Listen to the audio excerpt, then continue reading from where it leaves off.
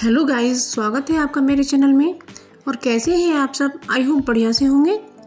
तो आज की वीडियो मेरा ज़रूर से वॉच कीजिएगा, क्योंकि ये वीडियो बहुत ही इंटरेस्टिंग होने वाली है और मैं आपके लिए बहुत ही अच्छे अच्छे आइडियाज़ लेकर आई हूँ। तो सबसे पहला आइडिया है हमारा ये एक मिठाई के खाली डब्बे को लेकर।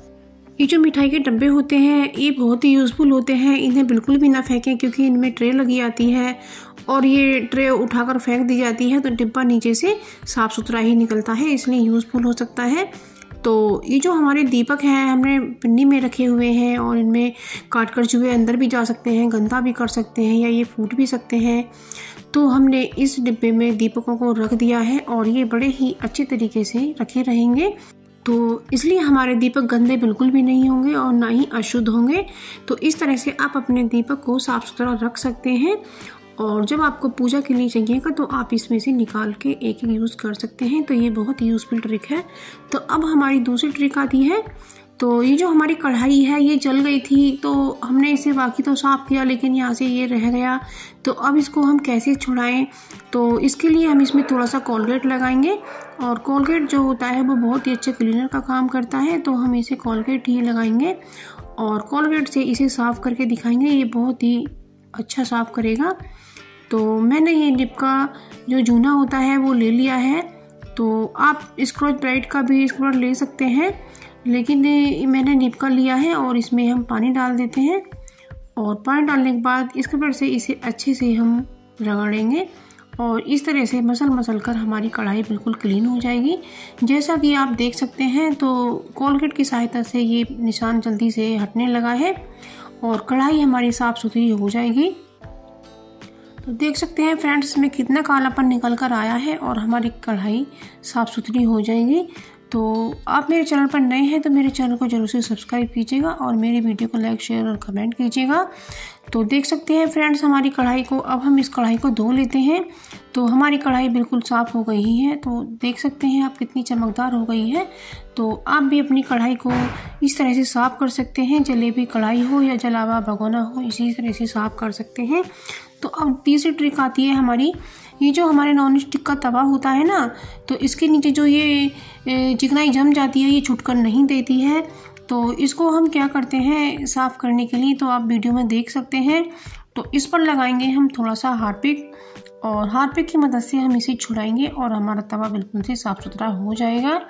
तो इस पर हार्पिक को लगा देना है और हार्पिक को लगा देने के बाद इसे हमें 1-2 मिनट के लिए छोड़ देना है और उसके बाद इसे हम या तो आप बेकार पड़ा हुआ टूथब्रश लें या फिर इस तरह से स्क्रबर लें और इस तरह से मसल करके इसे साफ़ कर दें। तो ये जो इसकी ये चिकनाई जम जाती है ना, तो ये सारी ही उखड़कर साफ़ हो जाएगी।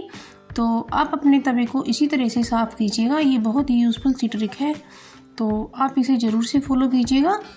और फ्रेंड्स देश के किस कोने से मेरी वीडियो को देख रहे हैं तो आप मुझे कमेंट सेक्शन में ज़रूर से बताइएगा, मुझे सुन करके बहुत अच्छा लगेगा। और मेरी वीडियो पसंद आए तो मेरी वीडियो को लाइक शेयर कमेंट जरूर से कीजिएगा। और ये हमारा तवा बिल्कुल साफ़ हो गया है, तो आप भी अपने तवे को इसी तरह से साफ़ कर सकती हैं। तो अब ये अगली ट्रिक आती है हमारी।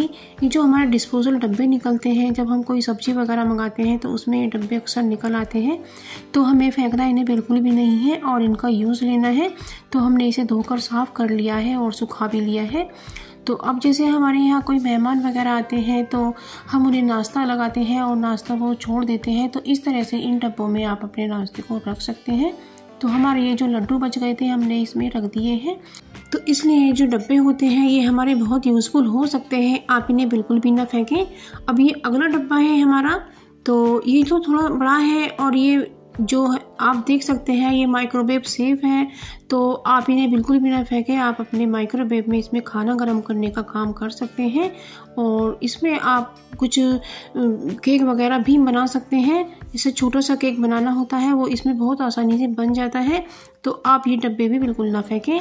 और ये जो गोल वाले डब्बे इस तरह के निकल आते हैं तो इन्हें भी ना फेंकें। और इसमें हम अपने भगवान जी के कपड़ों को सेव करके रखेंगे। और जो भगवान जी की जो ड्रेसेस होती हैं ये गोल होती हैं, तो ये जो वूलन की ड्रेसेस होती हैं तो इन्हें रखने में हमें दिक्कत आती है, तो इसलिए इन्हें इन गोल डब्बों में आसानी से रखा जा सकता है, क्योंकि इसमें इसकी शेप सही बैठती है। और इस तरह से आप पहले तो ये लगा दें और उसके ऊपर इन ड्रेसेस के ऐसे गोल गोल शेप में रख सकते हैं।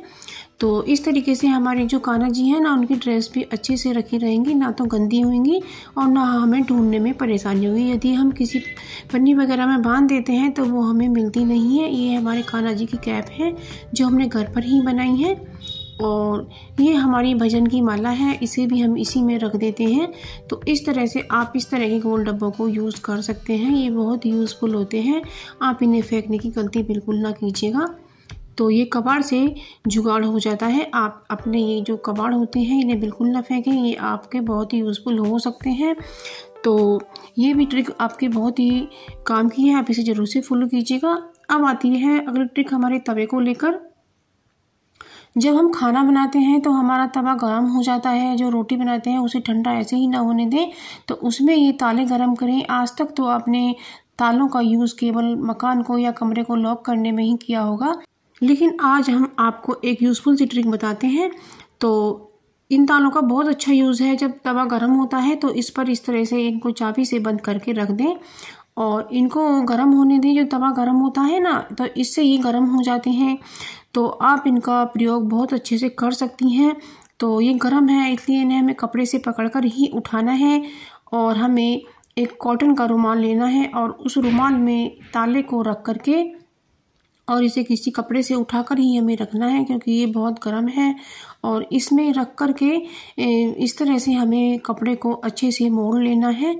तो बस इसी तरीके से उठा करके हमें अपने जो हमारे ये पैर होते हैं ना, तो हमारे जो पैरों की ये पिंडलियाँ होती हैं या फिर पैर के जोड़ होते हैं, आजकल सर्दी के कारण इनमें दर्द हो जाता है, तो इसमें अच्छे से सिकाई कर सकते हैं। इनसे बहुत अच्छी सिकाई होती है। या बड़ा रुमाल ले करके आप इनको यहाँ पर बांध भी सकते हैं, तो आपका जो जोड़ों का दर्द है ना वो निकल जाएगा और आपको बहुत ही आराम मिलेगा। इसलिए आपका जो गर्म तवा है उसका भी यूज़ हो जाएगा और इससे आपकी सिकाई हो जाएगी और उसमें खर्च 1 रुपये का भी नहीं होगा।